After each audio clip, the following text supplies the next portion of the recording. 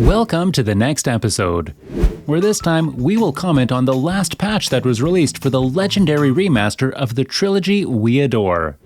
First of all, we had to keep facts, such as the fact that we had to wait almost 3 months for the new GTA, the Trilogy, the Definitive Edition patch.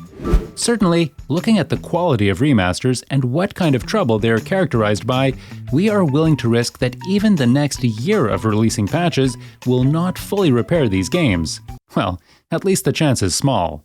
There is just so much of it that even when the developers manage to patch something up, the next bugs reported by players pop up like mushrooms. After one bug is fixed, the community discovers another 3. Chances of improvement, as it turns out today, are also certain, but as we mentioned a second ago, the game is still a little bit missing to completely fix the game, to put it mildly. At the beginning, let's see quite vaguely what, according to the creators, was supposedly fixed: improving the performance and stability of games. Here, it actually seems that the job has been done well.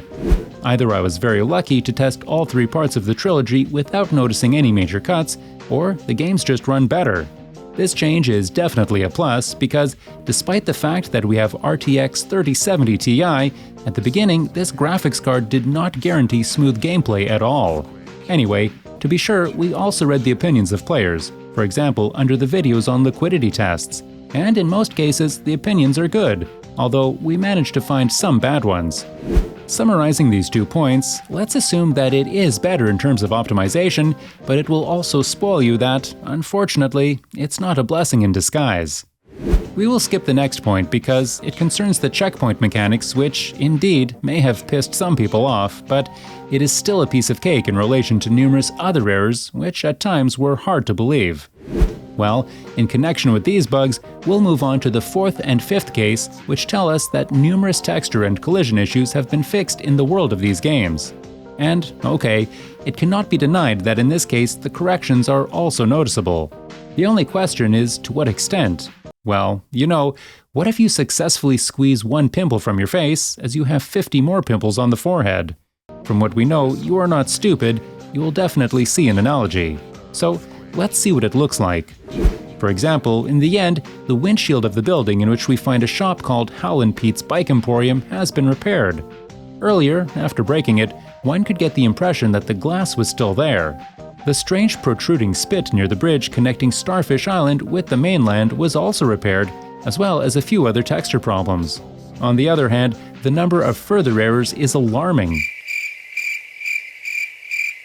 For example, in GTA San Andreas, it is still raining in garages. In addition, the garage door at both CJ Airport and Las Venturas Airport are still not being repaired. A bugged ship moored in the docks of Vice City is further bugged, and the footbridge that leads to the ship is in a completely different place than its texture. The San Fierro police garage is still completely effed up, and the Liberty City is filled with levitating leaves. In general, when we look at textures from a distance, it's a pity that this is what games released today may look like.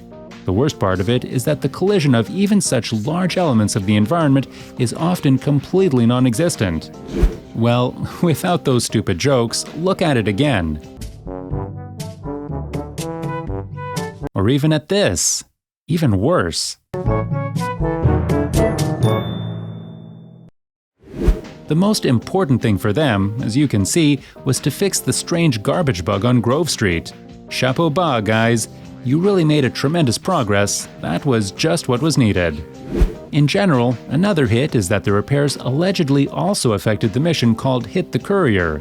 They were buried both with the appearance of the printing house during the cutscene and with the map which showed some strange non-existent routes. Okay. And here, as it turns out, we got trolled because the website says that the bug has been eliminated. We got into the game, checked how it looks, and as you can see, no changes at all. To be sure, we decided to check the consistency of the game files to see if something went wrong in this matter, but after getting into the game, still nothing. And what's more, we even uninstalled and reinstalled the game at the end. Guess what happened? Yes, exactly BS. We're sorry, but we wanted to say that nothing happened and, according to the game, we still have to go through somehow in order to reach the goal optimally. Overall, we suspect that this is a bug similar to what happened in the Payday Foray mission, where some players were unable to continue the mission after answering the first phone call. For us personally, this error did not occur. Anyway, the creators write that they fixed it, so we would be grateful if people who had this bug had previously let us know if this mission works as it should after the update. Well, as it turns out, it doesn't have to be that way. And finally, we will discuss the issue of other important elements that cannot be looked at any longer. What's more, in many cases, not only is it impossible to look, but also mistakes of Grove Street Game Studio are so big that they effectively hinder the gameplay and take all the pleasure of playing even more effectively. Such things include, among others, the fact that the camera is totally effed up when using the jetpack. Sorry, but this is really frustrating, especially since we can't avoid jetpack in some missions in San Andreas. And God give us strength, let's look at the Black Project mission, because there, we only have to fly a short distance with the jetpack. However, the situation is much worse in the Green Goo mission, where, while on the jetpack, we also have to shoot. A true drama. For some reason, while crouching, we cannot directly switch to sprint mode without unclicking the crouch mode. The situation is very similar when we want to get in the car, which looks totally abstract. Then it is worth noting that it was also impossible to fix Hydra flying on the PC. We are talking about the fact that when we do not have it, we can forget about admiring the landscapes. Why? The answer is simple. Rotating the camera doesn't work. Then it is also surprising why CJ, falling from 1,000,000 meters into the water, will not even plunge his nose. As you can see in the game from 2004, the laws of physics work as they should, but not necessarily in the remaster. We will not even mention too much about how difficult it is for the creators to fix moving parts, or that CJ could finally let go of the parachute. It's good that, as we can see now, although in GTA 3, Claude was taught to show F back and turn his head when we look back. For some time, as can be seen in one of the earlier episodes, Claude and the remaster unlearned these things. Fortunately, it was possible to restore it. To sum up this whole patch and the attempts to fix the remaster of the trilogy, we can safely say that if something unexpected does not happen, we will have to wait a long time to eliminate the bugs. Of course, it cannot be said that the developers are doing absolutely nothing to improve their games, but either way, it is definitely not enough to fix such broken productions. And that's all we've prepared for you today.